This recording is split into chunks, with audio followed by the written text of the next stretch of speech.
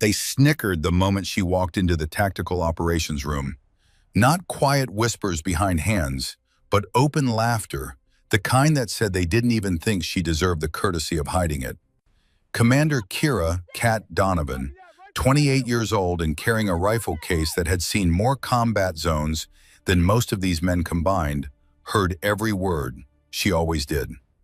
"That's the new commander?" Specialist Garrett "Rook" Ashford muttered to the operator beside him, not bothering to lower his voice. "Female SEAL sniper? Jesus. Guess they're really scraping the barrel now." The room held 8 men from Recon Shadow, all of them watching her with expressions ranging from curiosity to outright skepticism. Behind them, tactical displays showed something that should have commanded their full attention. Shadow 3, a 6-man reconnaissance team, pinned down in a ravine 15 kilometers northeast. 12 armed hostiles closing in. 2 wounded, 1 critical. Time running out with every passing second. But they were too busy deciding whether a woman belonged in their world to focus on saving their brothers. Kira set her rifle case against the wall with deliberate care. The Macmillan TAC-338 inside had been with her through 4 deployments, 17 confirmed operations, and more combat than she cared to count. The case itself bore scuff marks from helicopter insertions, dirt from a dozen forward operating bases, and 1 distinct scrape from the time she'd used it as cover during an ambush in Kandahar. She didn't look at the men, didn't acknowledge the laughter. 12 years in special warfare had taught her that the noise didn't matter, only the work did. Commander, Captain Hayes Drummond stood at the head of the room, a barrel-chested man of 45 with the weathered face of someone who'd spent 2 decades in conventional infantry before transitioning to special operations. His expression carried something harder than skepticism, a bone-deep certainty that this was a mistake. "Glad you could join us." The way he said glad made it clear he was anything but. Kira moved to the topographic map spread across the center table, her gray-green eyes scanning the terrain in seconds. Mountains, ravines, choke points, the kind of ground where good men died if someone made the wrong call. "Situation report," she said, not a request. Drummond's jaw tightened, but he gestured to the map. Shadow 3 walked into a coordinated ambush at 0400. 6 men trapped in this ravine. His thick finger jabbed at the narrow canyon carved into the mountainside. Approximately 12 hostiles with heavy weapons, AK-47s, at least 2 PKM machine guns, 1 RPG launcher confirmed. Kira studied the enemy positions marked on the map. 3 clusters: North Ridge, East Plateau, South Elevation. Overlapping fields of fire, professionally coordinated. Someone down there knew exactly what they were doing. "Casualties?" she asked. 2 wounded. Corporal Ethan Clark took shrapnel to the abdomen. He's critical, bleeding out. Medics doing what he can, but without extraction. Drummond didn't finish the sentence. He didn't need to. "What's the extraction plan?" "Standard protocol. Artillery strike to soften the hostile positions. Then we send birds in once the area is clear. Call's already in. We're looking at 2 hours before we can move." Kira's eyes stayed on the map, tracing the distances, calculating the angles. 2 hours, she said quietly. "Clark won't last 2 hours. Artillery response time is 45 minutes just for approval and battery setup," Drummond countered. Then we don't have 2 hours." Kira looked up, meeting his eyes directly. "We've got maybe 20 minutes before they're overrun completely." The room went still. Even the skeptics stopped their muttering. Drummond straightened to his full height, and there was steel in his voice now. "With respect, Commander, we don't run hasty operations without proper fire support. That's how you stack casualties on top of casualties. And waiting for bureaucracy to approve artillery strikes is how you write condolences to families," Kira replied evenly. "I've run this scenario 17 times in real combat. Sniper interdiction works. We move now, or we start drafting those letters tonight." You're talking about risking an entire team on long-range shots. Drummond's voice carried the weight of command, of experience, of men he'd buried. This isn't a marksmanship qualification, Commander. This is war. People die when you miss. Then let me do what I was trained for. Before Drummond could respond, the radio on the table crackled to life. Static, then a voice tight with controlled panic, the kind of tone that meant seconds mattered more than minutes. Shadow 1 to base, taking heavy fire. Alvarez. A burst of automatic weapons fire punctuated the transmission. Clark's hit bad. We need support now, or we won't last. Lieutenant Cole Harrington's voice, 34 years old, a SEAL operator with 8 years of experience, and Kira could hear in those clipped words exactly how close they were to collapse. She grabbed her rifle case and turned toward the exit. Recon Shadow, gear up. 5 minutes. Commander. Kira paused at the doorway, looking back at Drummond. If I'm wrong, Captain, they all die, and that will be on me. She held his stare. But I'm not wrong. The briefing room had been carved into the hillside of Forward Operating Base Scorpion, like a cave, all rough concrete and exposed support beams. It smelled of diesel fuel and gun oil and the particular staleness that came from too many men spending too much time underground. Kira spread a satellite image across the table, high-resolution imagery from a drone pass 6 hours earlier, and marked it with a red pen. Shadow 3 is pinned here.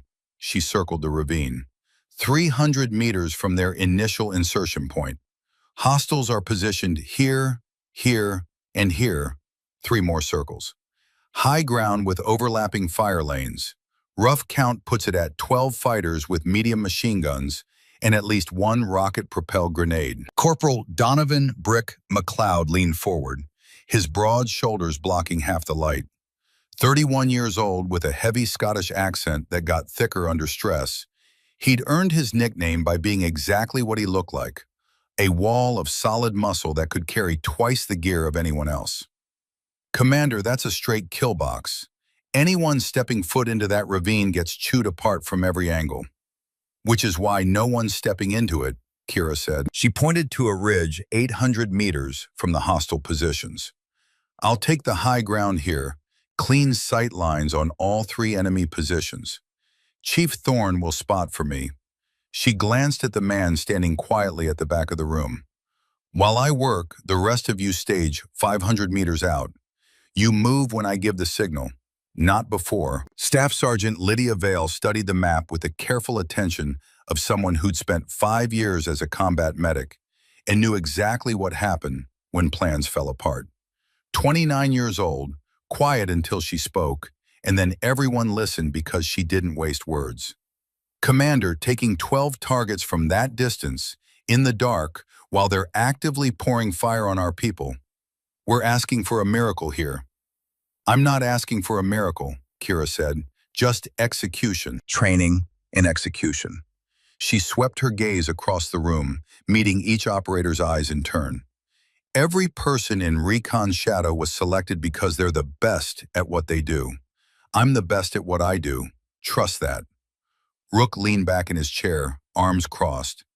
Even sitting down, his skepticism radiated like heat.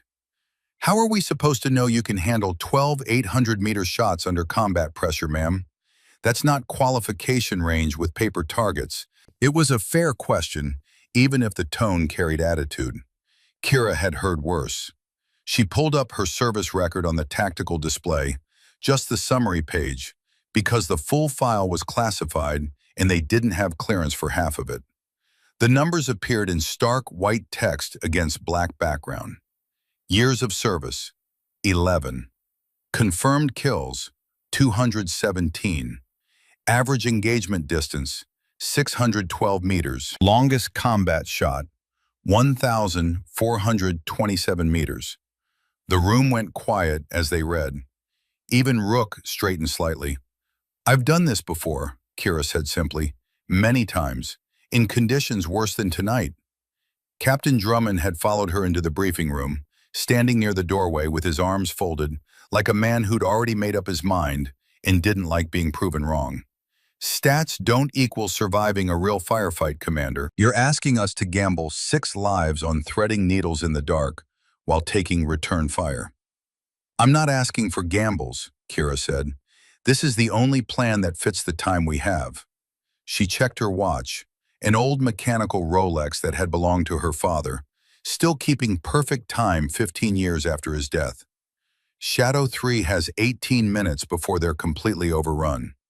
18 minutes before Corporal Clark bleeds out, and we lose the rest trying to save him. Movement at the back of the room drew everyone's attention. The man who stepped forward was Chief Warrant Officer Wyatt Ironside Thorne, and when he moved, people noticed. 74 years old, but carrying himself like someone who'd forgotten to age past 50, Wyatt had the kind of presence that came from 5 decades of knowing exactly who he was and what he could do. His face was all hard angles and weathered lines, carved by years of sun and wind, and the particular stress that came from making life-or-death decisions in the dark. Gray hair cut military short, gray eyes that missed nothing. He'd been a legend before most of the men in this room were born. A Cold War sniper who'd operated in West Berlin when the wall still stood. A Desert Storm veteran who'd set records that stood for 20 years. And the single most respected shooting instructor in naval special warfare history. He'd retired in 2015. The Navy had brought him back as a civilian advisor specifically for this deployment, and specifically because Kira Donovan had requested it. "I'll spot for Commander Donovan," Wyatt said. His voice carried the gravel of age, but none of its weakness. "I've worked with her before. She's the real thing." The room's energy shifted immediately. Wyatt Ironside Thorne vouching for someone meant something. It meant everything. Specialist Garrett Ashford, Rook, uncrossed his arms slightly. "Chief Thorne, with respect, how do we know?" "Helmand Province," Wyatt cut him off.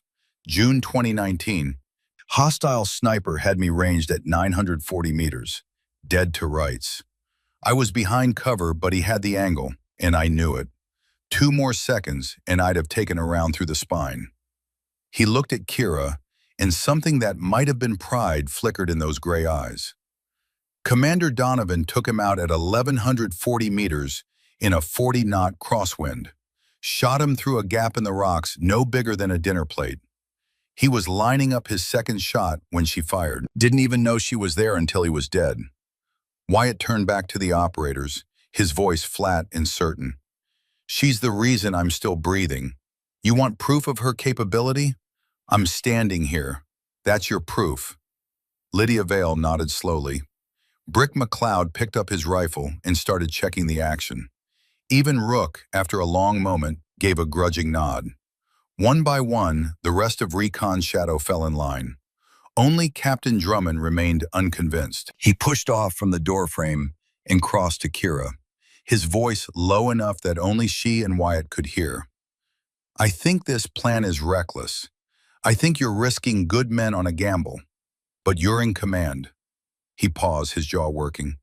"If this goes bad, Commander, I will make absolutely certain that the responsibility lands exactly where it belongs." Kira met his stare without blinking. "Noted, Captain." Her voice stayed level. "Now let me save your people." The drive to the insertion point took 12 brutal minutes. The armored vehicle, an up-armored Humvee that had seen better days and worse roads, slammed over rocks and dry creek beds, the suspension groaning with every impact. Kira sat in silence, her mind already at the observation post, already calculating the variables that would mean the difference between success and catastrophe. Wind speed and direction, temperature, barometric pressure, humidity, all of it would affect the bullet's flight path over 800 meters. All of it would change between now and when she took the first shot. She'd made these calculations so many times they'd become instinct. The numbers ran through her head like a prayer, like breathing, like something she'd been born knowing. Wyatt sat across from her, checking the spotting scope with the methodical precision of someone who'd done this exact task 1,000 times before. Their history went back further than Helmand Province, further than Kira's career. He'd trained her father, General Patrick Donovan had been Wyatt's student during the Cold War, 1978 through 1982, when American snipers operated in the shadows of West Berlin and the Soviet Union was still a concrete threat instead of a history lesson. Patrick had been brilliant, Wyatt had told her once. Best natural shooter he'd ever seen. Could read wind like some men read books. And 3 years ago, General Patrick Donovan had died believing that his daughter, the woman who'd inherited his talent and exceeded his records, had no place in special operations. He'd written a classified report to the Pentagon in 2021, recommending against women in Tier 1 units. Kira had read it after his funeral, sitting alone in his study, surrounded by commendations and photographs, and the collected weight of a career built on certainty. The report had been professional, detailed, backed by statistics and operational analysis. It had also been completely, devastatingly wrong. Her father had opposed her path until the day he died, and Kira was going to prove him wrong tonight, not with arguments or debates, but with the same thing he'd always respected above all else: results. The Humvee lurched to a stop. They'd reached the staging area, a flat stretch of rocky ground 500 meters from the target zone, sheltered from direct observation by a low ridge. Recon Shadow dismounted and spread into a defensive perimeter, weapons up, scanning for threats. Kira and Wyatt moved on foot from there, 500 meters to the observation post, crossing open ground under starlight. They moved low and fast, using every scrap of cover: rocks, depressions in the ground, shadows that might hide them from watching eyes. The observation post turned out to be an old stone shelter, half collapsed from age or artillery or both. It gave them elevation and some cover, though the structure itself was unstable enough that Kira tested every handhold before putting weight on it. Stones shifted under her boots. Dust sifted down from cracks in the walls. But it had the angle. That was all that mattered. She climbed carefully to the top level, really just a platform of broken stone that might have been a second floor once, and extended the bipod on her rifle. The Macmillan TAC-338 settled into position like an old friend. She checked the scope mounts, confirmed her zero, ran through the setup routine that had become ritual. Wyatt followed her up, moving with the careful balance of someone who knew his body's limitations and worked within them. He set up the spotting scope on a flat rock, the rangefinder beside it, and pulled out a small weather station no bigger than a deck of cards. "Just like Fort Benning," he said quietly, his voice carrying the faint rasp of amusement. 2016, your qualification course, except this time it actually counts." "No pressure then," Kira replied, her tone dry. She settled into position behind the rifle, feeling the familiar weight of it, the balance. The stock fit her shoulder like it had been made for her, because it had.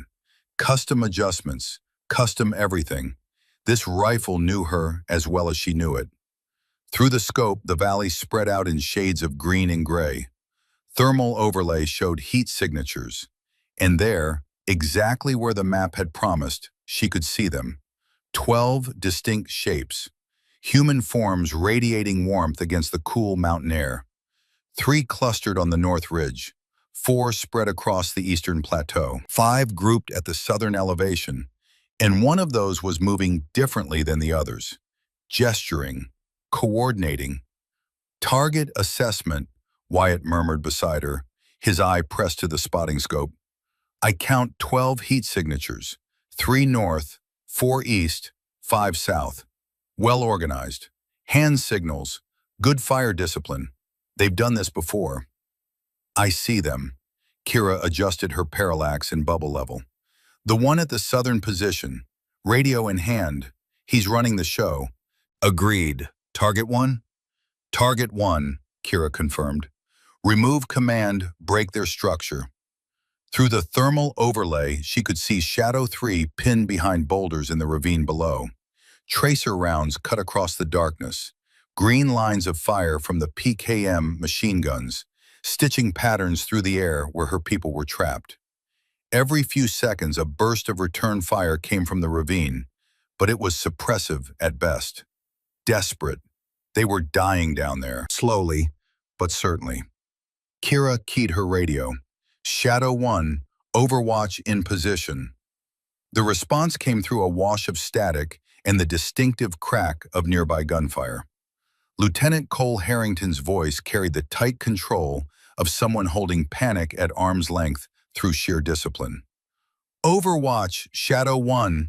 We are getting shredded here. Clark's unconscious, bleeding bad. We've got maybe 10 minutes left before we're overrun completely. 10 minutes, not 18. The situation had deteriorated faster than even the worst projections. Stand by for eliminations, Kira said. Prepare for extraction on my signal. She released the radio and focused entirely on the rifle, on the target, on the calculations that would determine who lived and who died in the next 5 minutes. Wyatt's voice came low and steady beside her, feeding her the data she needed. Range, 812 meters. Wind, 3.5 miles per hour, left to right. 15-degree incline. Temperature, 62 degrees and holding. Kira dialed the corrections into her scope. The mathematics of death, precise and unforgiving. At this distance, every variable mattered. A half-degree of temperature change would shift the bullet's impact by inches. A 1 mile per hour wind variation meant the difference between a kill shot and a miss. She found the hostile commander in her cross. He was crouched behind a rock, radio to his ear, gesturing to the fighters around him with the confidence of someone who thought he'd already won this engagement. She slowed her breathing. Long breath in, slower breath out. Her heart rate dropped. She could feel it settling, that familiar calm descending like a curtain. The world narrowed to the reticle and the target and the space between them. 70 beats per minute. 60. 55. Target acquired, she whispered. On trigger. Wind holding steady, Wyatt confirmed. Send it. Kira broke the trigger cleanly. No jerk, no anticipation. Just smooth, steady pressure until the rifle spoke. The suppressed crack echoed off the stone around them. Quieter than an unsuppressed weapon, but still loud enough to announce their presence to anyone listening. The recoil pushed into her shoulder, familiar and expected. Through the scope, she watched the round travel. 800 meters. Flight time just under a second. The hostile commander's head snapped backward like someone had jerked a string. The distinctive motion of a headshot, violent, immediate, final. He dropped behind the rock and didn't move again.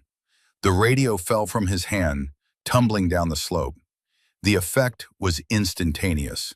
The remaining 11 fighters scattered like startled birds, abandoning their coordinated positions, diving for cover, shouting into radios. They knew someone was shooting at them now. They just didn't know from where, and they were looking in entirely the wrong direction. Solid hit, Wyatt confirmed through the spotting scope. Target down. Commander still on the board. 11 hostiles remaining, and they're scrambling. Kira was already pivoting to her next shot. No time to celebrate, no time to think, just the smooth mechanical rhythm of the work. Target 2, a machine gunner on the northern rise, his PKM still spitting tracers toward the ravine. He was sweeping fire across the rocks where Shadow 3 sheltered, and every third round was finding its mark against stone, sending up sparks and fragments. Her crosshairs settled on his center mass. Distance, 790 meters. Same wind, same temperature, minimal adjustment needed. She fired. The machine gunner jerked sideways, the PKM clattering from his hands as he tumbled down the rocks. The weapon bounced twice and wedged between boulders, suddenly silent. 5 seconds between shots. 2 hostiles down. Kira heard Rook's voice crackle over the radio, tight with disbelief. Holy shit, Commander just... She cut him off without looking away from her scope. Stay off the net unless it's critical, Ashford. Target 3 was already in motion, zigzagging between rocks with the practiced movement of someone who'd been under sniper fire before. He knew enough to be dangerous, changing direction every few steps, never presenting a stable target, using cover effectively. But Kira had seen this before, had done this before. She led him by 2 feet, calculated his speed and trajectory, and waited for the moment he'd have to break from cover to reach the next position. There, she fired the instant he emerged. The round caught him in the upper chest, spinning him completely around before he collapsed into the dirt. "Tree down," Wyatt reported calmly. "Time, 12 seconds from first shot. They're spooked now, trying to regroup south," which was exactly what Kira wanted. Panic bred mistakes, and mistakes at this distance were fatal. She cycled the bolt smoothly, the familiar rhythm grounding her. 3 targets down in 12 seconds. 9 hostiles remained, and the night was far from over. The 4th hostile made his mistake by staying still too long. Southwest position, 700 meters out, settling into what he probably thought was good cover behind a fallen tree. Kira caught the muzzle flash through her thermal overlay, a brief flare of heat as he chambered around, preparing for a follow-up shot at her position. He'd seen where her shots were coming from, smart enough to be a threat, not smart enough to relocate before firing. Kira had already swung her rifle left, tracking the heat signature. No time for perfect mathematics now. She estimated wind, corrected for distance, and fired before he could get his second shot off. His rifle went silent. The heat signature collapsed behind the tree and didn't move again. 4 down, 8 minutes left on Shadow 3's clock, and 9 hostiles still breathing. The remaining fighters scattered across multiple positions now, their coordination shattered. The machine gun fire from the east had gone quiet, its operator either dead or smart enough to abandon a position that had become a death trap. But the RPG threat in the south was still active, and that changed everything. One rocket into the ravine would obliterate Shadow 3 entirely, turn 6 operators into a casualty report and condolence letters home. Wyatt tracked movement through his spotting scope, his voice steady despite what they both knew was coming. 2 hostiles sprinting northeast. They're trying to angle toward our ground element. Distance, 200 meters apart, both carrying rifles. Kira found them through her scope. 2 men running low across open terrain, using the kind of tactical movement that suggested training beyond simple militia work. They'd made the fatal error of crossing ground with no cover, but they were fast. Professionals would have known better. She centered the reticle on the first runner, compensated for his speed and direction, leading him by nearly 3 feet at this range, and fired. He dropped mid-stride, his momentum carrying him forward into a tumbling fall across the rocks. The second man heard the shot and immediately dove for cover behind a boulder. Smart reaction, fast. It bought him maybe 10 seconds of life. Kira had already mapped every viable exit from that position. There was only one gap in the rocks large enough for a man to squeeze through, and she aimed at the narrow space between stone faces and waited. 3 seconds. 4. 5. He broke cover exactly where she'd predicted, moving fast and low. Her shot caught him before he'd taken 2 full steps. He went down hard, rifle clattering across the stone. 6 down, 6 remaining. 15 seconds since her last shot, and the battlefield was transforming from a coordinated ambush into panicked chaos. "They're breaking," Wyatt observed, scanning through his scope. 3 pulling back south. "Wait, one's carrying the RPG. Cat, he's got the launcher." That shifted everything. Every calculation, every priority. Kira swung her rifle back to the southern position, scanning through thermal imaging for the distinctive long tube of an RPG-7. There, moving fast between rocks, the weapon's shape unmistakable across his shoulders. Range, 850 meters. Wind had shifted since her last shot, now pushing from behind instead of across. It would help the bullet's flight but made the calculation different, trickier. She adjusted elevation and windage, conscious that overshooting even slightly at this distance meant a complete miss. The RPG carrier ducked behind cover, and she could see through the thermal scope what he was doing, preparing the weapon, loading it, getting ready for the shot that would end everything. 3 seconds before he fired. 2 seconds. Kira squeezed the trigger. The rifle kicked into her shoulder, the suppressed blast echoing off the stone ruins around them. Through her scope, she watched the hostile stumble backward, the RPG tumbling from his hands. The weapon bounced down the rocky slope, spinning end over end, unexploded. RPG threat neutralized, Wyatt confirmed, his voice carrying a note of satisfaction. 7 down, 5 left, and they're running. The remaining fighters were bolting south now, toward what looked like a vehicle staging area, 800 meters distant. Their morale had shattered completely. They'd lost more than half their force in under 3 minutes to an enemy they couldn't see, couldn't locate, couldn't fight. For all they knew, an entire sniper platoon was systematically eliminating them. Pursue? Staff Sergeant Lydia Vale's voice came over the radio, tight with controlled aggression. Negative, Kira answered, still scanning for stragglers through her scope. Let them run. Mission is Shadow 3 extraction, not body count. She keyed her radio to a different frequency. Ground element, move now. Recon Shadow, advance to the ravine. Weapons up, stay tight. Below, she could see through her scope as the 8 operators of Recon Shadow broke from their staging position and moved fast toward the trapped team. They hugged terrain, weapons ready, expecting contact. Professional movement, quick but controlled.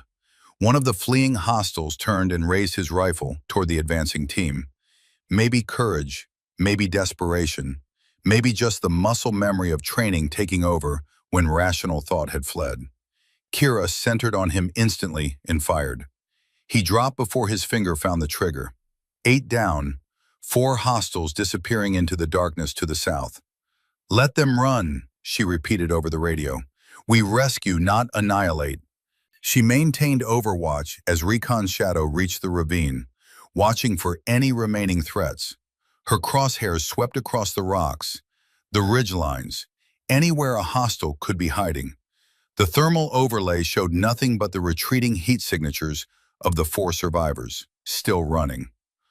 Overwatch to Shadow 1, she transmitted. Ground element inbound your position. Prepare for extraction. Lieutenant Cole Harrington's response came through heavy with relief and exhaustion. Copy, Overwatch. You just saved every one of us. Clark's still breathing. Barely. But the relief was premature. Dangerously premature. Overwatch! Movement! Corporal Brick McLeod's voice cut through the radio chatter, sharp with urgency. Southwest flank, multiple contacts. Looks like reinforcements. Kira swung her scope southwest and felt her stomach drop. A second hostile element was pushing forward. 6 fighters in tight tactical formation, moving with the kind of coordination that spoke to real training. And one of them carried another RPG launcher, the weapon clearly visible on his shoulder even at this distance. Wyatt was already ranging them. 920 meters and closing fast. That RPG operator's setting up for a shot. 920 meters, longer than any shot Kira had taken tonight, longer than most shots she'd ever attempted in combat. And the wind had shifted again, sharp, unpredictable gusts that would play hell with bullet trajectory over that distance. The target himself was moving with deliberate precision, clearly aware of how to use cover effectively. He'd drift in and out of concealment as he advanced, never presenting a stable target for more than a second or two. Lydia Vale's voice came through tight with barely controlled fear. Commander, my entire team is exposed down here. If that RPG gets off the tube, we lose everything. The wounded, the rescue squad, all of it. Kira steadied her scope and studied the hostile. He was wedged behind a cluster of rocks now, only his head and shoulders visible beside the unmistakable silhouette of the RPG. Getting ready to load, getting ready to fire. She had one clean opportunity, maybe 2 if luck favored her and he hesitated. But at 920 meters with shifting wind, a miss was more than possible. It was likely. Wyatt fed her data in that low, controlled voice that had talked students through impossible shots for 5 decades. Wind 7 miles per hour, left to right, gusting to 10. Temperature dropping to 60 degrees, 20-degree downhill angle. He paused. That angle's going to pull your round off course if you misjudge even slightly. I know, Kira muttered, her hands making minute adjustments to her scope. 18 MOA elevation, 2.5 MOA windage left. At this distance, even a tiny error meant missing by feet instead of inches. Down below, the hostile lifted the RPG launcher to his shoulder and began loading the rocket. 10 seconds, maybe less. Kira slowed her breathing, let her heart rate drop. The world shrank to nothing but her rifle, the target, and the impossible distance between them. She felt the wind graze her cheek, heard it whistle through the gaps in the stone ruins, and let instinct balance with mathematics. 8 seconds. The hostile slid the rocket into the tube, the motion visible even at this range through her magnified scope. If he fired now, Lydia's entire team would be erased. No cover, no time to run, nothing between them and high explosive fragmentation except hope and prayer. 5 seconds. Kira settled her crosshairs on the tiny exposed section of his head, barely fist-sized at 920 meters. She compensated for wind drift, bullet drop, the downhill angle that would make her round impact low if she didn't account for it. 2 seconds. The hostile raised the RPG toward the ravine where Recon Shadow was loading the wounded. Kira fired. The round took almost a full second to travel the distance.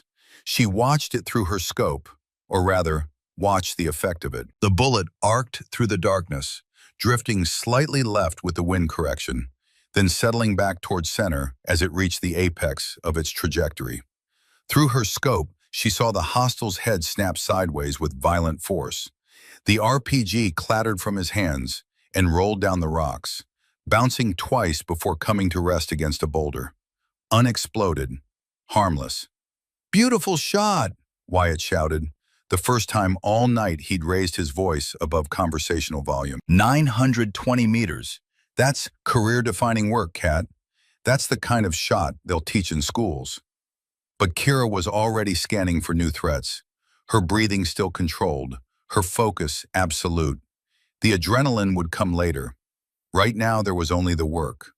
The remaining 5 fighters from the reinforcement group dove for cover, rattled after watching their RPG operator's head explode from nearly a kilometer away. They'd signed up for an ambush against trapped Americans, not a duel with a sniper who could reach out and touch them from distances that shouldn't be possible. "They're suppressed," Wyatt reported, tracking them through his spotting scope. "Not advancing. I think they're rethinking their entire life's choices right about now." Kira kept her crosshairs on them for another 30 seconds, watching as, one by one, they began to withdraw. Moving fast, staying low, putting distance between themselves and whatever ghost was operating that rifle. They wanted no part of this fight anymore. She confirmed their retreat through her scope, just as Lydia's team reached Shadow 3's position and started loading the wounded. She could see Corporal Ethan Clark being carried between 2 operators, his body limp, but, critically, still moving, still breathing. For a moment, just a breath, it felt like the operation had finally turned in their favor. Then the world detonated beside her. A round slammed into the stone inches from Kira's face, with enough force to shower her with razor-sharp fragments. She jerked back instinctively, feeling hot blood trickle from a cut on her cheek where a piece of rock had sliced skin. Wyatt dropped flat, his voice sharp with alarm. "Sniper! South Ridge, elevated position." A second round whipped past even closer. So close, Kira felt the shockwave brush her hair. This wasn't suppressive fire or lucky shooting. This was precise, calculated, professional marksmanship from someone who knew exactly where she was positioned. Whoever this shooter was, he had her ranged, dead to rights. Kira rolled left with her rifle, scrambling for new cover as the cold realization hit her. The observation post was compromised. If she stayed here, she would die. The enemy sniper had every advantage: concealed position, stable firing platform, shooting down on her exposed location. "I need to relocate," she said into the radio, already crawling toward the back edge of the crumbling tower. The stones shifted under her weight, threatening to collapse entirely. "Wyatt, can you get eyes on him?" "Negative. Too well hidden. Wait, muzzle flash. Southwest ridge, 900 meters, behind that dead tree." 900 meters. Same distance as her impossible RPG shot, but now reversed. She was the target. And somewhere out there was a shooter good enough to have tracked her position, studied her timing, and waited for the perfect moment when she'd be vulnerable. Another round smashed into the stone where she'd been lying seconds earlier. Far too accurate for suppression.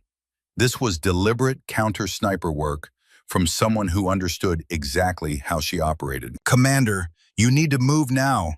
Rook's voice cut through the radio, stripped of all his earlier skepticism. "Your position is completely cooked." "Working on it," Kira answered, reaching the tower's back ledge. 8 feet down to broken ground, then open terrain to the next cluster of rocks. 30 meters of exposure. For a sniper at 900 meters, 30 meters of open ground might as well be a shooting gallery. 5 seconds of exposure. Maybe 6 if she moved fast and stayed low. But staying in the tower meant death. A heavy caliber round would cut through her body armor like paper at this range. Wyatt slid backward, trying to get under the enemy's line of fire. "Kira, move now. He's adjusting for your new position." Kira didn't hesitate. She dropped off the ledge, pain shooting through her ankles when she hit the rocks below. But she forced herself forward immediately. Crouched low, weaving, making herself as difficult a target as possible. A round ripped past so close she felt its shockwave skim her skull. The distinctive snap of a supersonic bullet missing by inches. Another chewed dirt at her feet, throwing up a spray of rock and sand. She dove behind the boulder cluster just as a third shot slammed into the exact spot where she'd been standing half a second earlier. For the moment, she had cover. Hard cover. Stone thick enough to stop even armor-piercing rounds. But the fight wasn't over, not even close. Hostiles still roamed the valley, and her team was extracting wounded under fire. The enemy sniper was still out there, still hunting, and retreat was not an option. Not while her people were exposed, not while the mission hung in the balance. "Wyatt, you still with me?" she called into the radio. "Yeah, moving toward your position now." His breathing was heavier than before. 74 years old and scrambling across broken ground under sniper fire. "Don't stay put. Keep moving." He's got that position zeroed. "Not directly," Kira said, already planning her next move. "There's a dry creek bed 80 meters west. Should give me enough concealment to close the distance to 500 meters. Maybe less." "Flank?" Wyatt's voice carried disbelief. "Kat, that's 900 meters of open terrain between here and there." "Not if I use the creek bed. It'll hide me enough to close distance without giving him a shot." She checked her rifle. No damage from the scramble. Magazine still had 3 rounds. She had 2 more full magazines in her vest. Plenty of ammunition. What she needed was a better angle. "This is dangerous," Wyatt said. "Borderline reckless." "This sniper made it personal," Kira replied, her voice flat. "And more importantly, as long as he's active, our entire team is exposed. He'll score hits eventually if we don't end this." She keyed her radio to the team frequency. "Recon's Shadow, status on extraction." Lydia Vale's response came through the sounds of movement and heavy breathing, the acoustic signature of operators carrying wounded at speed. "We've reached the extraction point. Loading Shadow 3 into the vehicle now. Clark's still with us. Barely." "Good, you've got company incoming." "Copy that, we saw—" "Wait." Lydia's voice shifted, taking on a new edge of tension. "Movement to the north. Multiple contacts, at least 6 hostiles, pushing in from the northern approach." Kira felt something cold settle in her chest. 6 more fighters. On top of the counter-sniper, on top of everything else. Brick McLeod's voice cut in, his Scottish accent thick with stress. Distance 500 meters in closing. I'm seeing AKs and at least one PKM. Numbers climbing. This is turning into a proper clusterfuck, Commander. The mathematics were brutal now. 12 hostiles at the start of the engagement, 8 eliminated by her, 5 from the reinforcement group, 1 dead from her 920 shot, 4 retreated. Now 6 more pushing in from the north. 23 total fighters in the operational area, far beyond the initial intelligence estimate. This wasn't a hasty ambush. This was a coordinated operation with multiple elements, and somehow they'd known Shadow 3 would be in that ravine at that time. Someone had planned this, set the trap, baited it perfectly. And Kira's team was caught in the convergence point. She reached a ridge overlooking the northern approach and dropped into prone position, extending her bipod smoothly. 600 meters to the advancing hostile formation. They were moving in a tight tactical wedge. Professional spacing, good discipline, weapons ready. They'd be on Lydia's extraction team within minutes, and the extraction vehicle, even armored, wouldn't survive concentrated fire from 6 rifles and a machine gun at close range. Kira keyed her mic. "Lydia, company inbound on your position. Load the wounded and prepare to move. I'll buy you time." Lydia's voice came back strained but controlled. "Commander, you're 1 rifle against 6 fighters. The mathematics don't work in your favor." "Trust me," Kira said, settling behind her scope. "The mathematics work fine." She had 7 rounds left in her current magazine. 6 targets advancing in formation. No room for error. No margin for misses. At 600 meters, the hostiles wouldn't know where the shots were coming from. Not immediately. That gave her maybe 30 seconds of chaos before they located her position and started returning effective fire. 30 seconds. 6 targets, 7 rounds. She found the lead fighter through her scope, the machine gunner, carrying the PKM with the confident swagger of someone who thought firepower equaled invincibility. He was sweeping the weapon left and right, ready to lay down suppressive fire the moment they made contact with the extraction team. Kira centered her crosshairs on his chest and fired. The machine gunner dropped like someone had cut his strings. The PKM clattered to the ground, suddenly silent. The tight wedge formation shattered instantly as the fighters dove for cover, searching desperately for a threat they couldn't see. Kira was already on target too, a runner heading for a boulder that would give him good cover and a firing position on the extraction route. She led him slightly, accounting for his movement and the 600-meter distance. Her second shot took him down before he made it halfway to the rock. 5 seconds. 2 hostiles eliminated. 4 remaining. Wild return fire erupted from the hostile positions, but it was unfocused, desperate. They were shooting at shadows, at sounds, at nothing. Muzzle flashes lit up the darkness as they burned through ammunition, trying to hit an enemy they couldn't locate. Kira ignored it all. The rounds weren't even close, 300 meters off target at least. She tracked her third hostile through the scope and fired. Clean hit. He dropped instantly. 50 seconds elapsed since her first shot. 3 down, 3 remaining. The survivors were learning fast. They'd stopped moving, gone to ground in whatever cover they could find. Smart.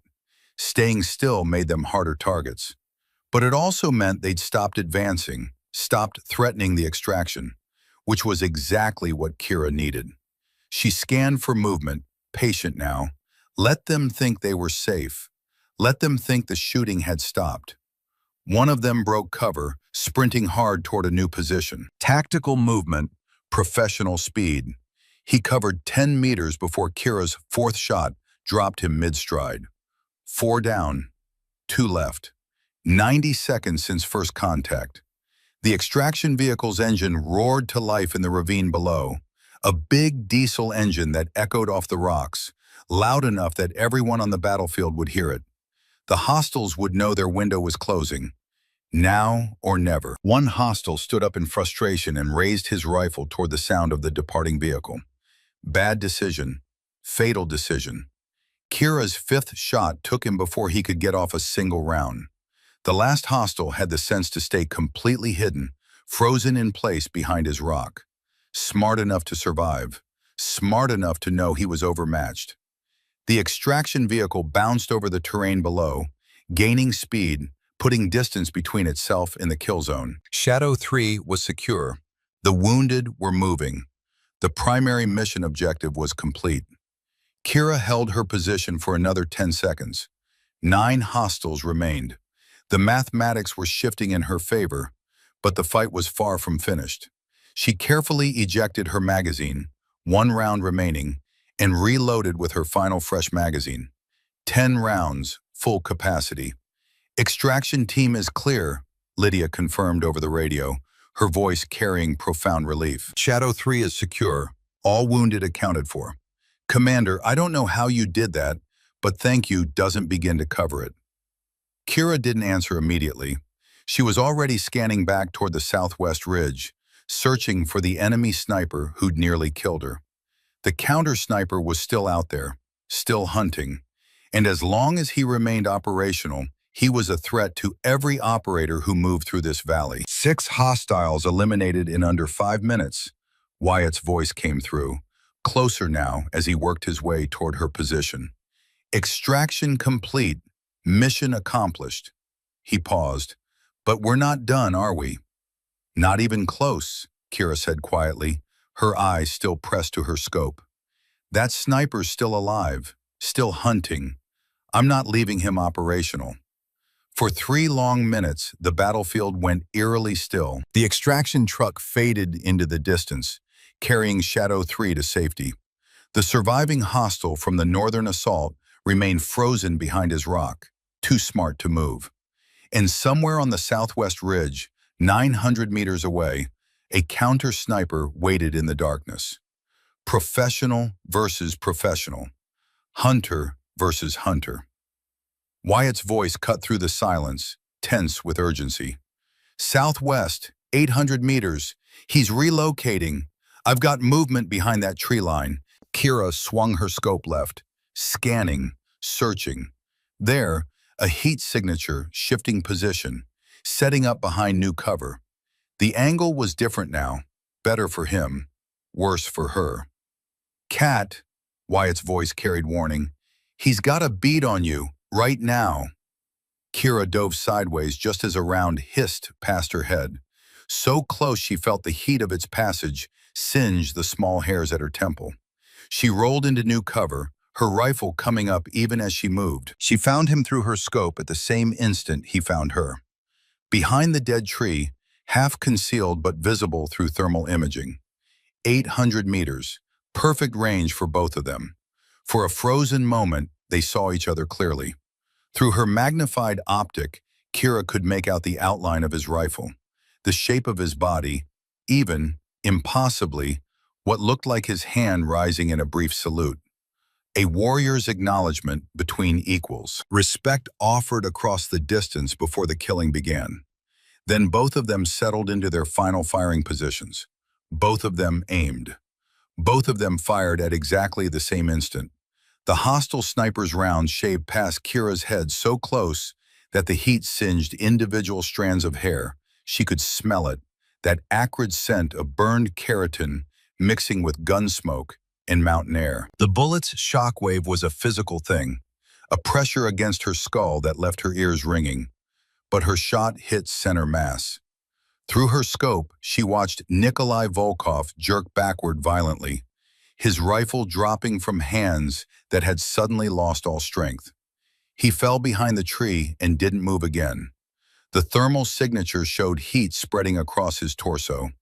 Blood, probably, though at 800 meters she couldn't see the details. Just the stillness, the absolute absence of movement that meant either death or something close enough that the distinction didn't matter. Silence fell across the valley like a curtain dropping.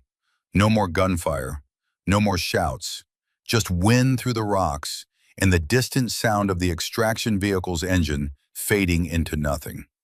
Kira held her position for 2 full minutes, barely breathing, her crosshairs sweeping across the ridgeline where Volkov had fallen, watching for any sign of movement, any indication that he was still alive, Still dangerous. Still hunting. Nothing. Wyatt approached from her left, moving carefully over the broken ground, his rifle up and ready despite his age. "You good, Kat?" "Yeah." Kira lowered her rifle slowly, feeling the adrenaline start to ebb now that the immediate threat had passed. Her hands were steady. They were always steady during the work, but she could feel exhaustion creeping in at the edges. "Status on Shadow 3? Medevac grabbed them 10 minutes ago," Wyatt said, settling into cover beside her. "Clark's in surgery already. Docs think he'll make it. Lost a lot of blood, but he's young and strong. The rest are beat up but mobile." He looked at her in the darkness, his weathered face carrying something that might have been pride or awe or both. "Kat, do you comprehend what you just accomplished out here?" She didn't answer immediately. Her mind was already replaying the engagement, picking apart every shot, analyzing mistakes. The counter-sniper had nearly tagged her. That was sloppy. She should have predicted his presence earlier, should have relocated sooner, should have... 12 hostiles eliminated in just over 5 minutes, Wyatt continued. The 920 shot under impossible wind conditions. The counter-sniper duel at 800 meters where you both fired simultaneously and you're the one still breathing. He shook his head slowly. "This is the kind of engagement that goes in the history books, Kat, whether you want it there or not." Kira remained silent, running through the numbers. 15 rounds expended from her primary weapon. 12 confirmed kills. 3 shots that had neutralized critical threats. The RPG carriers, the counter-sniper. 0 friendly casualties. Shadow 3 extracted successfully. By the metrics that mattered, it was a successful operation. But success always came with a cost, even when that cost wasn't measured in friendly blood. They headed back to the staging point where Recon Shadow waited. The team had established a defensive perimeter, weapons outward, but Kira could see the shift in how they carried themselves. The way they stood straighter when she approached. The way even Rook, who'd questioned her capability less than 2 hours ago, gave her a nod that carried genuine respect. The entire team stood as she dismounted from the vehicle. Not quite coming to attention, but close. An unspoken acknowledgement that something had changed between the briefing room and now. Staff Sergeant Lydia Vale stepped forward, her medical vest still stained with Corporal Clark's blood. "Commander, on behalf of everyone here, we were completely wrong about you. You saved 8 lives tonight, possibly more, given what would have happened if that situation had deteriorated further." Kira removed the magazine from her rifle and cleared the chamber with practiced efficiency, checking the action before safing the weapon. "You weren't wrong to question me, Vale. Skepticism keeps operators sharp, keeps us from making assumptions that get people killed." She looked around at the assembled team. "Just remember, it's never about who's behind the rifle. It's about whether they can do the job.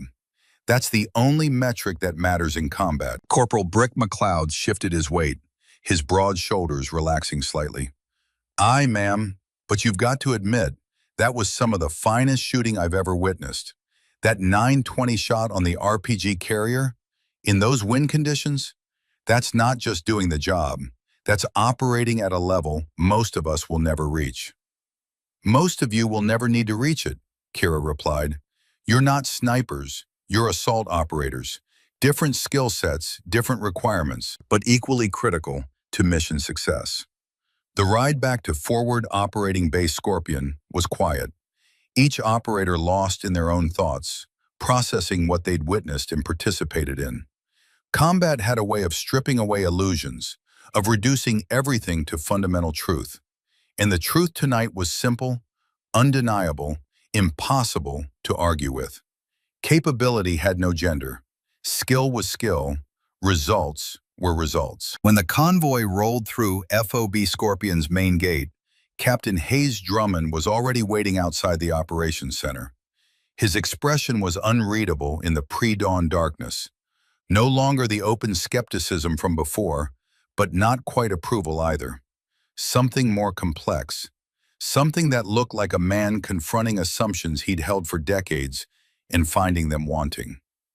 "Commander Donovan," he said as Kira dismounted, his voice carrying formal weight, "I owe you a direct apology." Kira faced him squarely, her rifle case in hand. "Sir, I questioned your judgment, your capability, your readiness to command this operation." Drummond's jaw worked, the words clearly not coming easy. "I was wrong on all counts. What you accomplished tonight was—" He trailed off, searching for adequate language. "Extraordinary doesn't begin to cover it." "Apology accepted, Captain." Kira's tone remained professional, neutral. "In your position, given the information you had and the stakes involved, I might have harbored identical doubts. A commander who doesn't protect their people isn't worth following. You were doing your job." Drummond exhaled slowly, some of the tension leaving his shoulders. "Still, what you pulled off out there was remarkable. The after-action report is going to be studied at every sniper school in the country, possibly the world." "Leave my name out of it where you can," Kira said. "Credit belongs to the team. Recon Shadow executed flawlessly. Chief Thorne's spotting was perfect. The ground element moved exactly when and how they needed to. This was a team success." "You don't get to hide behind them," Drummond said firmly. "Not after tonight." He extended his hand, and when Kira shook it, his grip was solid, respectful. The handshake of one professional to another, stripped of the earlier condescension. "It was an honor watching you work, Commander." Drummond's voice dropped slightly, taking on a more personal tone. "I need to tell you something about my daughter." Kira waited. "Sloane, 22 years old, just enlisted 3 months ago." Drummond's face showed something vulnerable now, a crack in the professional armor. "She wants special operations, wants to follow the path you've walked. And I've been terrified, using every argument I could find to talk her out of it. Maybe the right thing is to help her succeed instead of trying to hold her back." Kira held his gaze for a long moment. "When she gets to the advanced course, Captain, send her to me. I'll make sure she's ready." "That's—" Drummond's voice caught slightly. "That means more than you know, Commander." "She'll have to earn it," Kira added. "Same standards as everyone else. No special treatment because of who her father is. I wouldn't want it any other way." And in doing so, she'd symbolically earned what her father had never given her. It didn't erase the years of doubt, didn't undo the classified report recommending against women in Tier 1 operations, didn't change the fact that Patrick Donovan had died believing his daughter had chosen the wrong path. But it was something, a small victory in a larger war. Inside the operations center, Kira sat down at a field desk and began writing the official after-action report. Her handwriting was precise, economical, each letter formed with the same discipline she brought to every other aspect of her work. Operation Granite Shadow, after-action report. Date, location, commanding officer, Commander Kira C. Donovan, USN. Mission summary: 12 enemy combatants neutralized. 8 friendly personnel successfully extracted from hostile ambush. 0 friendly casualties. Shadow 3 returned to base with all personnel accounted for. Engagement details. Total engagement time, 5 minutes, 12 seconds. Rounds expended, 15 from primary weapon system. Enemy KIA, 12 confirmed. Friendly casualties, 0. Operational notes. Enemy force composition exceeded initial intelligence estimates. Coordinated ambush suggested advanced planning and possible intelligence compromise. Recommend investigation into operational security protocols. She deliberately omitted the specific details of the counter-sniper engagement. The 9-20-meter shot. The simultaneous firing with Nikolai Volkov. Those details would go in the classified addendum that only people with proper clearance would ever read. Some things didn't need to be public record. 3 days later, Kira found herself sitting in front of a video conference screen, waiting for the encrypted connection to establish. When the image stabilized, Admiral Rebecca Sterling's face appeared, 52 years old, sharp-featured, with eyes that missed absolutely nothing, and a reputation for directness that made junior officers nervous. "Commander Donovan," Sterling said without preamble, "I've reviewed your official report from Operation Granite Shadow." "Yes, ma'am." "I've also reviewed the unredacted version, the classified addendum." Sterling's expression didn't change. "And I've watched the drone surveillance footage that you conveniently forgot to mention in either document." Kira kept her face carefully neutral. "Ma'am." "The counter-sniper engagement," Sterling continued, "simultaneous shots at 800 meters. You surviving while Nikolai Volkov, yes, we identified him from the body, did not." She leaned forward slightly. 12 eliminations in just over 5 minutes. The 920-meter shot in deteriorating wind conditions. The tactical command decisions that saved 8 operators who would otherwise be dead. Sterling let the silence hang for a moment. "Those numbers are unprecedented for a single operator in a direct action mission, Commander. Do you understand that?" "I understand the mission was successful, Admiral. You've been recommended for the Silver Star. The approval has reached my desk." Kira felt something cold settle in her chest. "With respect, Admiral, I'd prefer the nomination be withdrawn." Sterling's eyes narrowed. "Explain." "The team deserves recognition, ma'am. Recon Shadow executed flawlessly. Chief Thorne's spotting was critical to success. The ground element—" "Your team is receiving commendations," Sterling cut her off. "But you don't get to erase what you personally accomplished, Commander. That's not humility, that's denying documented fact." Kira stayed silent, knowing that arguing with Admiral Sterling was an exercise in futility. "Do you grasp the full impact of what you achieved out there?"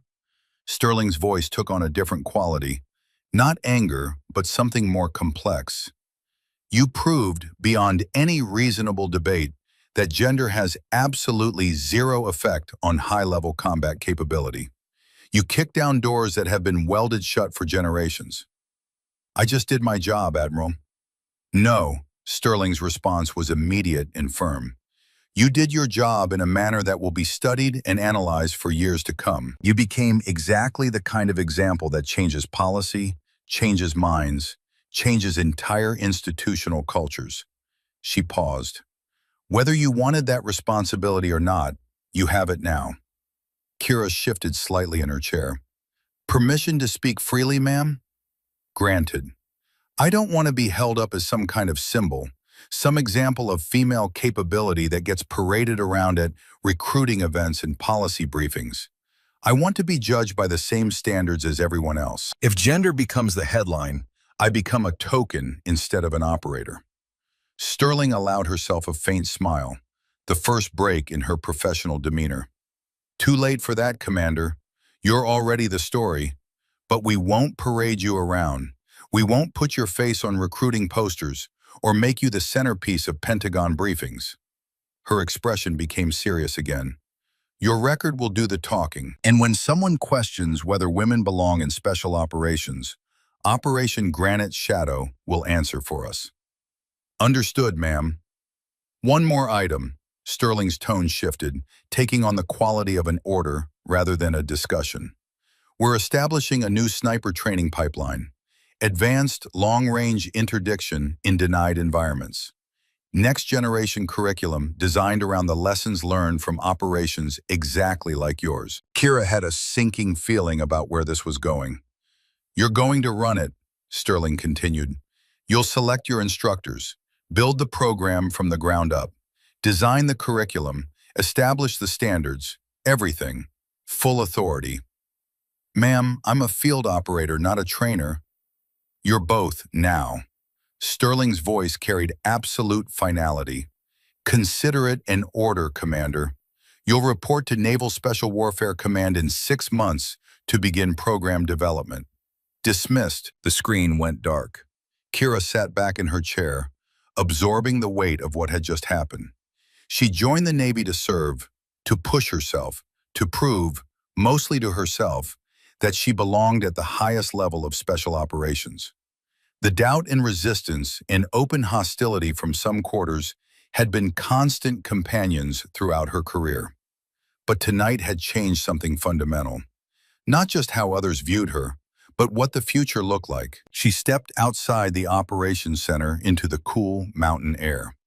The sky above FOB Scorpion was clear, bright with stars that the light pollution of civilization never touched. The same stars that had hung over her during the engagement 3 nights ago. Wyatt found her there, settling onto the sandbag barrier beside her, with the careful movements of someone whose joints remembered every year of 7 decades. "Heard the news," he said quietly. "Silver Star, training command, the whole package. Word travels fast. Small community, everybody knows everything." He looked out at the mountains, dark shapes against the starlit sky. "For what it's worth, Kat, you earned that medal 10 times over. That counter sniper should have gotten you. The fact that you outdrew him at 800 meters, he shook his head. I don't even have adequate language for it. Lucky, Kira muttered. Luck is hitting a target at 500 meters with no wind, Wyatt replied. What you did was something else entirely. Skill meeting opportunity at the exact right moment. He glanced at her. Also, Rook came to me this morning, asked if he could get assigned to your next operation. Says he wants to learn from the best. Kira almost smiled. The best? That's what they're calling you now. Best sniper in naval special warfare. Wyatt's tone carried dry amusement. Like it or not, you've got a reputation now. Reputations are liabilities, Kira said. Make you predictable. They also make hostile snipers think twice before hunting you. They sat in comfortable silence for a few minutes, watching the night. Finally, Wyatt spoke again, his voice taking on a different quality, more personal, more vulnerable than Kira had ever heard from him. Your father would have been proud of you tonight, he said, and simultaneously dead wrong about his conclusions. Both things can be true at the same time. Kira turned to look at him. He died believing women didn't belong in Tier 1 operations. Patrick was a brilliant tactician, Wyatt said carefully. One of the finest students I ever trained, but he was a terrible philosopher. He confused raw physical strength with combat effectiveness, mistook one attribute for the whole picture. He was quiet for a moment, choosing his words. I trained your father from 1978 through 1982. Cold War operations, West Berlin, the whole 9 yards. Also trained you at Fort Benning in 2016. He looked at her directly. You're the better sniper, Kat. More disciplined wind reader. Superior trigger control. Better tactical judgment under pressure. He wouldn't have agreed. No, Wyatt admitted. He wouldn't have. But not for the reasons you think. Kira waited. That Pentagon report he wrote in 2021, I read it, classified, but I have the clearance. Wyatt's voice was gentle now. He wasn't motivated by prejudice, Kat. He was motivated by terror. I don't understand. Your father's sister, your Aunt Catherine. Wyatt turned to face her fully. She died in the Beirut barracks bombing, October 1983, Marine Corps officer, 26 years old. Kira felt something shift inside her chest. She'd known about Aunt Catherine. There was a photograph in her father's study, a young woman in marine dress blues, but the family had never talked about her death. It was one of those wounds too deep for discussion. Patrick never forgave himself for not protecting her, Wyatt continued. Spent 38 years carrying that guilt. And his opposition to women in combat roles wasn't about capability or qualification. It was about not being able to handle the idea of losing another woman he cared about. Understanding flooded through Kira like cold water. Her father's resistance hadn't been about prejudice or institutional bias. It had been about grief, about fear, about a brother who'd lost his sister and couldn't bear the thought of his daughter following the same path. It made his opposition both more understandable and somehow more tragic. He was wrong, Kira said quietly. Yes, Wyatt agreed, but he was wrong for reasons that came from love, not hate. That doesn't excuse it, doesn't make the policy recommendations any less damaging, but it maybe makes it a little more human. They sat together under the stars, mentor and student, connected by shared history and the ghost of a man who'd shaped them both. Kira's hand moved unconsciously to her wrist, touching the old Rolex that had been her father's. Still keeping perfect time, still measuring seconds and minutes and hours with mechanical precision, indifferent to the human stories it witnessed. "I wish he'd known," she said quietly, "about tonight, about what I proved out there." "He knows now," Wyatt replied. "Wherever he is, he knows. And he's proud, even if he can't say it." Kira looked up at the stars, the same stars her father had seen during his operations in Berlin, the same stars that had watched over Aunt Catherine in Beirut, the same stars that would watch over Sloan Drummond and the next generation. The cycle continued, the legacy evolved. And maybe that was enough. 6 months later, Kira stood in an elevated observation tower at the Naval Special Warfare Advanced Sniper Course, a new facility built specifically for the program she designed from the ground up. Below her, on the firing line, 12 students engaged targets at 800 meters. 7 men, 5 women, including Sloan Drummond, Captain Hayes Drummond's daughter, who'd earned her place in the program through sheer determination and natural talent. Wyatt stood beside Kira, serving as a civilian instructor consultant.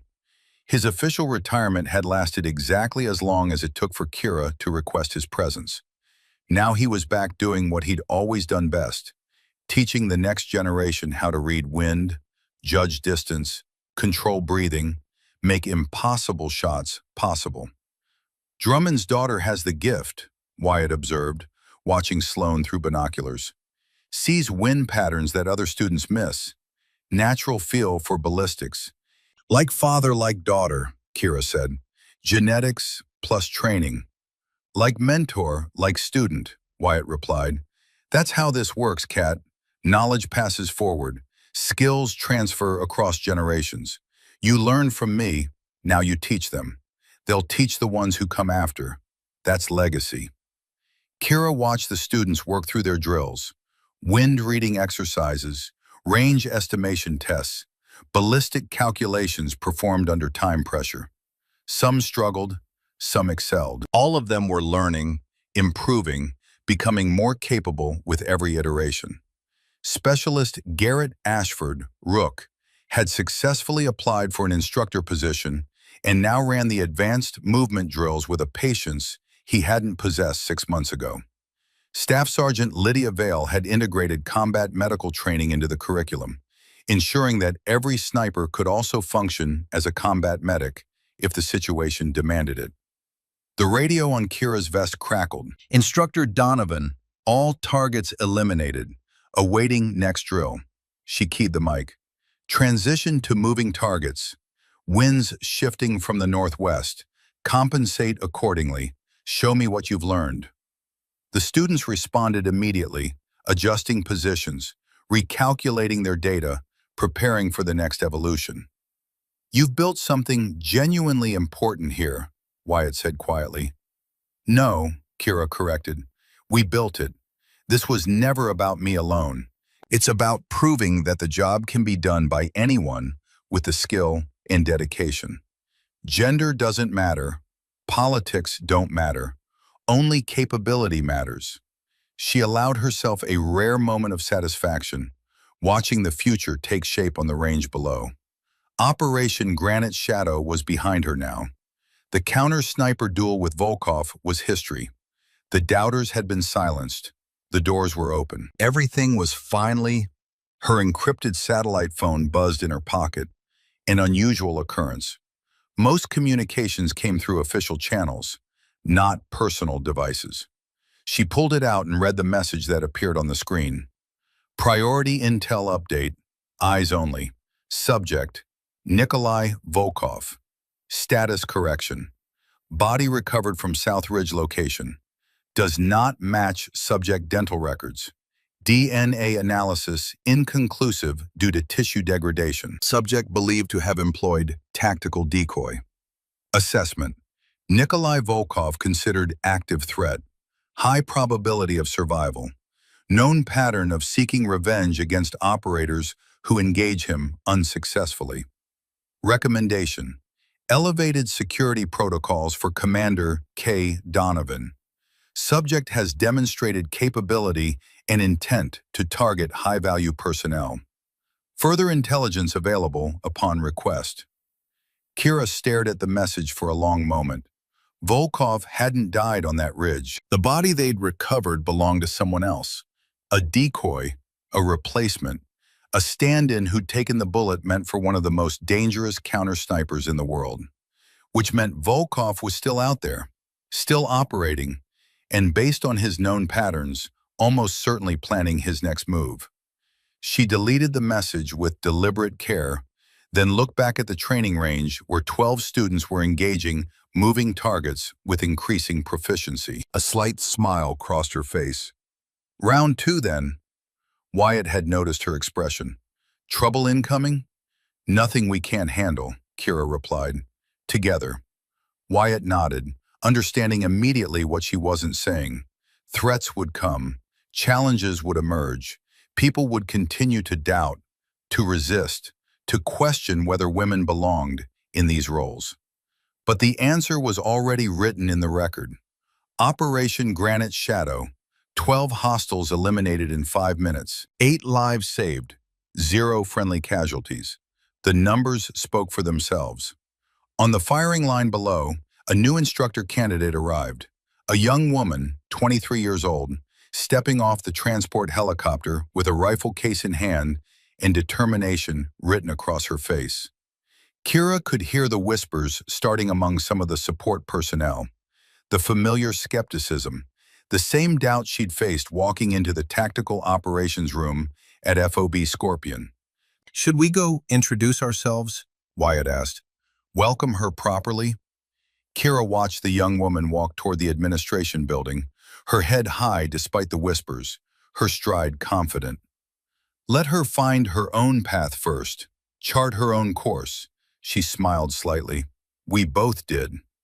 The young woman paused at the entrance to the administration building, looking back at the training range, at the students working, at the instructors teaching, at the future being built shot by shot, skill by skill, operator by operator. She squared her shoulders and walked inside. The training range stretched out below, dozens of students working side by side, male and female alike, their focus absolute as they engaged targets at distances that would have seemed impossible a generation ago. The classroom building stood solid against the horizon, where the theory of long-range interdiction was taught with the same rigor as any university course. Above it all, the American flag flew stark against the clear sky, its colors brilliant in the afternoon sun. Kira's voice carried across the observation tower, quiet but certain. They laughed when I walked into that tactical operations room, snickered like the idea of a female SEAL sniper commander was some kind of joke.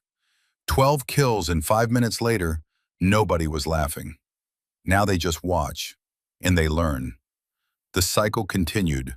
The knowledge passed forward. The doors that had been welded shut for generations stood open now, and there was no closing them again. Not after Operation Granite Shadow. Not after the world had seen what capability looked like when it was measured by results instead of assumptions. Somewhere in the distance, a rifle spoke. Clean, precise, perfect. The training continued. Based on composite accounts of female special operators serving 2001 to 2024, during those years, women in U.S. military combat operations earned valor decorations at every operational level, proving that capability knows no gender.